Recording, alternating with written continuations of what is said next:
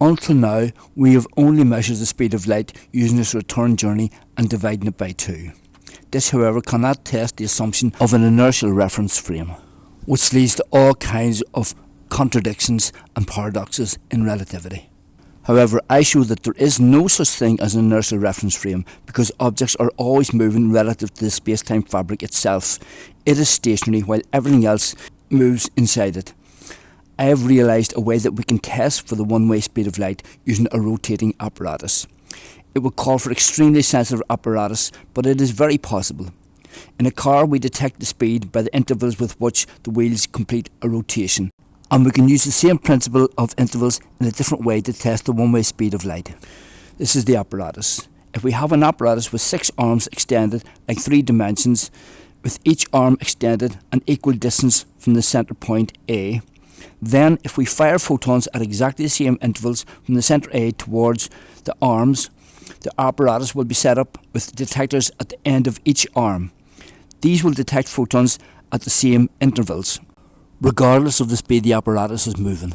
So now we have the apparatus calibrated and we know when every photon is expected to arrive. If we then keep firing and detecting at the same intervals and now rotate the apparatus 180 degrees at a time for each dimension, then, if I am correct, we will detect photons arriving earlier than or later than the initial time expected as your apparatus is rotated, telling us what speed and in what direction we are travelling through the space-time fabric. If they arrive later than the initial expected arrival times after a rotation of 180 degrees, we must be moving away from the original direction because it is taking the photon longer to arrive now that the device has been rotated, so it must be covering more distance than the length of the arm.